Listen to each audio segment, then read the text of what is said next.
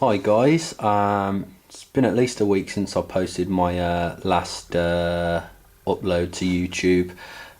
So I'm hoping everyone's had a great Christmas. I know I did. Ate too much, but I'm sure everyone else has, so I'm in good company there. I finally finished the Scouts, which I'm really chuffed about. I can get on with other things now.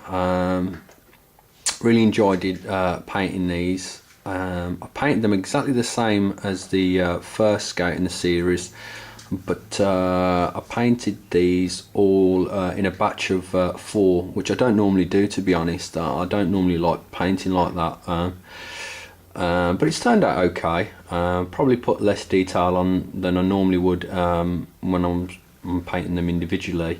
Like the blade there, it's fairly flat in colour contrast, but overall I think they look okay. The transfers that I put on these guys, I didn't have many, to be honest, and these were a right pain, if I'm honest. I used about 2 coats of Microsol over 2 sittings. I let it settle for 4 or 5 hours and then used it again just to get it flat. Worked out okay, but again, when you put in decals on shoulder pads, when you put oversized decals on it, it can be some work. So just a bit of advice there. Alright, let's get him out of shot. We've twirled him enough. Same thing again with this guy. I did the same thing here. The only different thing is the rope.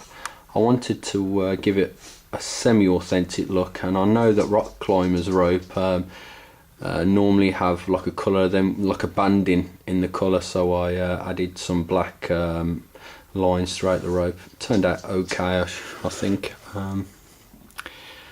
This guy's next. Where are we going?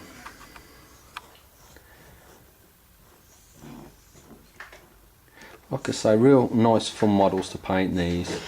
And the metallics that you see in again the Vallejo model air range, and if anyone's in the process of buying some paints, I highly recommend buying these over the GW or any other standard resin metallic paint. The finish is second to none. It's you can't even compare it to the finish you'll get from the GW. It's a much better paint there for the same sort of price.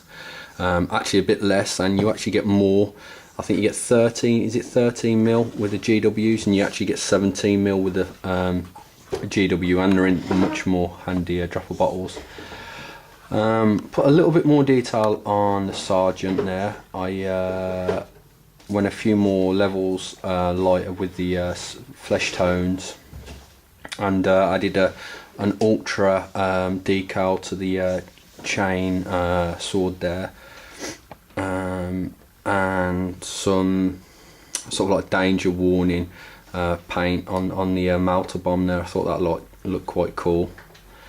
So yeah, all in all, brilliant models to paint, and I've said it beforehand on the previous one, but nothing's changed. I wouldn't have been able to have painted these and have these in my collection if it wasn't for the kind donation from Lenny Smash 84. So thanks again, Lenny. So right, that's those guys. Other things I've been working on. I finished modelling some sort of like stern guard, if you like. So that's a guy with a combi plasma. He's done. Another guy with a combi plasma. Now he's not got the special round magazine, but I'm sure once he's painted up with a white helmet and a white trim, people will forgive me that. He'll still look fairly like a stern guard.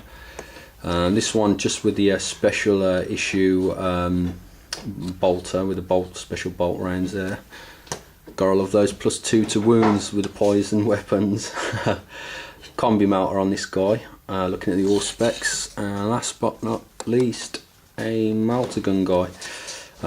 Should have these painted up soon, so working on those. Also, I want to go over these paintbrushes here. Let's get some of these out of shot because the camera's too close, sorry guys. They're cheapy brushes, come in a nice box. I paid £2 for these, and if you're in the UK you should be able to pick these up fairly easily.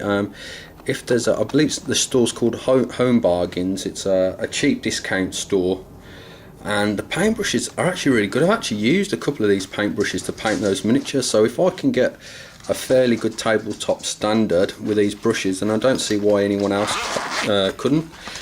What I intend to do, which I haven't got round to it yet, is take all of these paint brushes out of here and put all my good ones in here, and just use these. But paint brushes are fine. Let's get a paintbrush out. Let's see what we're working with. Oh, there we go. Still wet. You can see it's got a nice point to it, nice snap. They're good, very good brushes. Now, I'm not going to turn around and tell you that the finest Kolinsky Sable brushes out there and you've got to go out and buy these, but for £2 you're going to get what sizes do we range from? I think we range from a 0 all the way up to a 12. Now the 12, you're not going to be using it on your marines, but this could be a very good brush for a tank. Let's get that in shot. Very good brush for a tank, drop pod, or anything that you're working on big scale. Dry brushing a building, maybe you could use it for, or just base coating one of the city ruins buildings. But for £2, very good brushes for the price. So check that out, guys. Anything else? No, I think that's it for this one, guys. Again, hope you all had a great Christmas, and thanks for watching.